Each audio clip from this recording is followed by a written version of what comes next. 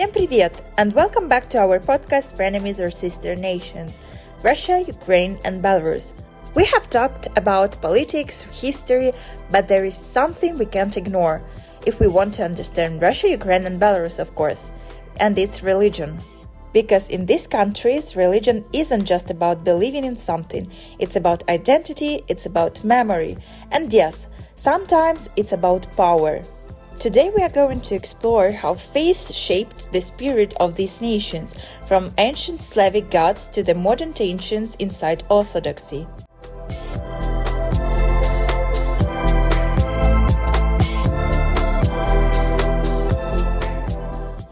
Okay, so let's start from the beginning. Before Christianity arrived, what did people actually believe in? Well, a lot more than we tend to imagine. Before the 10th century, the Eastern Slavs followed a pagan worldview built around nature and cosmic balance. Their gods weren't abstract, but they personified the forces of the world around them. Like who?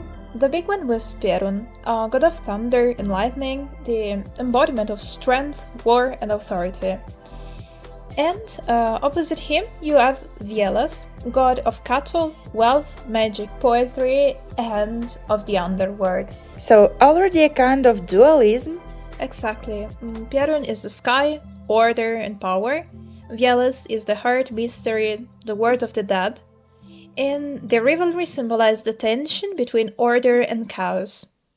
We could say a sort of cosmic drama people lived with every day. And wait, didn't the cult of Velas have some connection to Halloween? Oh yes. Velas was honored between October 31st and November 1st, when the boundary between the living and the dead was believed to thin. And some scholars see this as a distant Slavic ancestor of today's Halloween tradition. And after Christianity arrived, did these beliefs just disappear? Not really.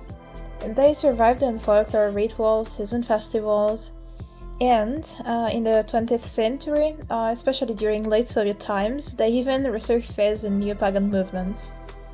So, before borders, these nations were united by a shared mythological imagination.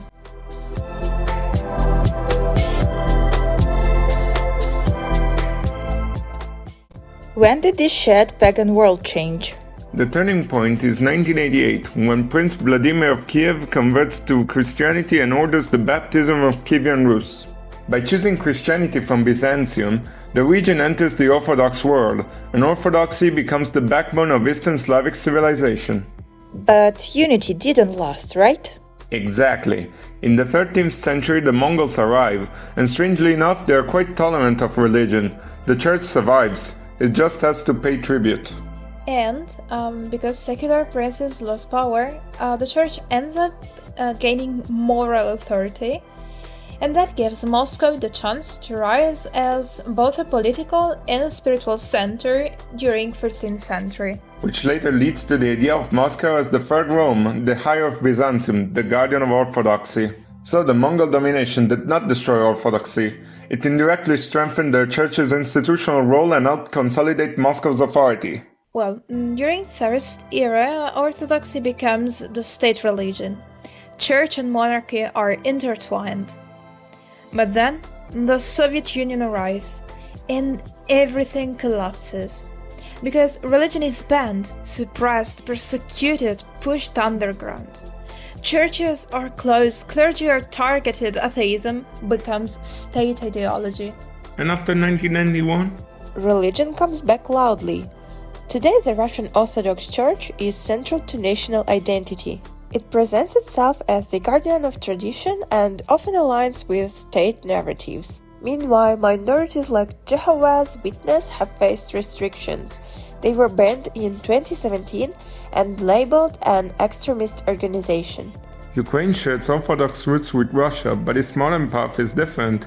For centuries, Ukrainian parishes were under the Moscow Patriarchate. Until the big moment in 2019. Yes, when the Ecumenical Patriarch of Constantinople recognized the Orthodox Church of Ukraine as independent. It wasn't just a church matter, it was a declaration of spiritual sovereignty.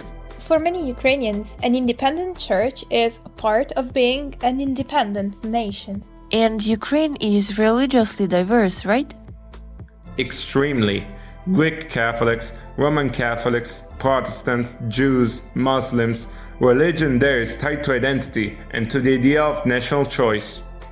Belarus is mostly Orthodox, but its church remains tied to the Moscow Patriarchate. Religion plays a strong cultural role, but it's usually less politicized than in Ukraine.